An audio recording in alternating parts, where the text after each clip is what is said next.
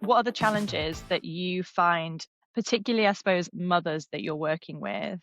What are the kind of trends and challenges that they're experiencing, kind of trying to reintroduce exercise in this season of life? Is there kind of a commonality? Gosh, yes, there's lots of commonalities. So I think time is a huge burden. You've got two small children. Like lots of us have like caring responsibilities beyond our immediate family with like kind of elderly aging parents. We have busy jobs. You want to have a life. It's really hard to fit fitness into all of that. And I think sometimes, it gets to 8 o'clock and you're like, let's put the kids down. The last thing you want to be doing is working out. So that can be a huge challenge. But I suppose like my counter to all of that is that you can you can make a difference in a really short period of time. So, a lot of my clients, I do a one-to-one session with them, and then they have like 2 or 3 20 to 30 minute workouts that I plan for them throughout the week that they can then like fit in when works for them. So that's quite a kind of big one. I think confidence as well. We've talked about our, changing bodies. And I suppose with confidence, it's like knowing what to do.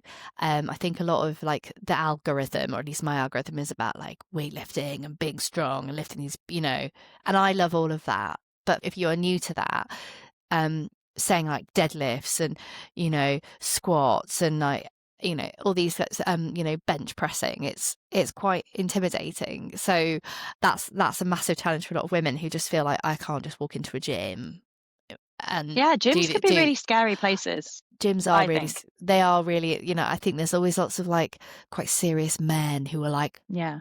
and I can't and that I now enjoyed the I'm sound effect. I mean, and I think that's my head. I'm just there like, oh, give it a break. I think Yeah. that because now I have done my training, I'm like, I know that this is no terrible form.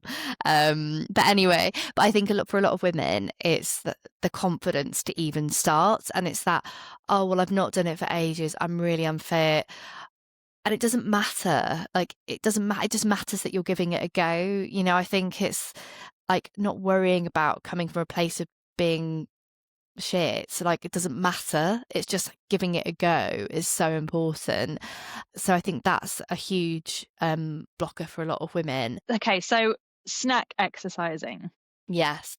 Is there any point? Sometimes I think I'm just standing in the kitchen waiting for the kettle to boil. And actually, the thought does cross my mind like, now would be a really good time to just do 10 squats. And sometimes I'll do them and sometimes I don't, if I'm honest. But part of me just thinks, oh, it's just like it's a drop in the ocean. No. So My poor neglected glutes need a lot more than like 10 squats every few days, but tell me different. so snack exercises are a really great way of building fitness into your day. It's these kind of short, sharp periods of work. So doing 10 squats, 10 lunges, 10 press ups, it can have a massive impact because you are still building that kind of bone density, building up your muscles. You potentially will get your heart rate up a little bit. So doing those little and often will really help your body and will help to build your strength. They seem silly, but they are not silly at all.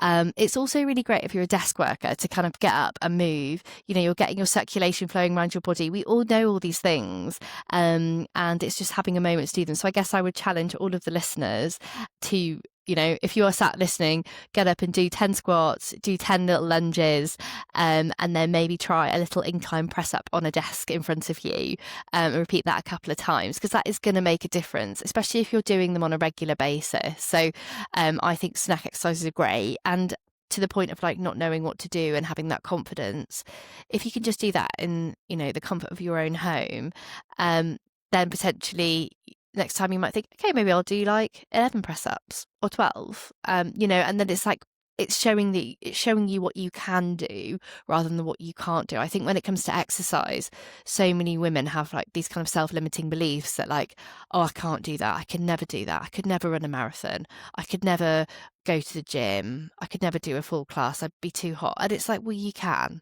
It's like the only thing stopping you is your mind saying that you can't do it.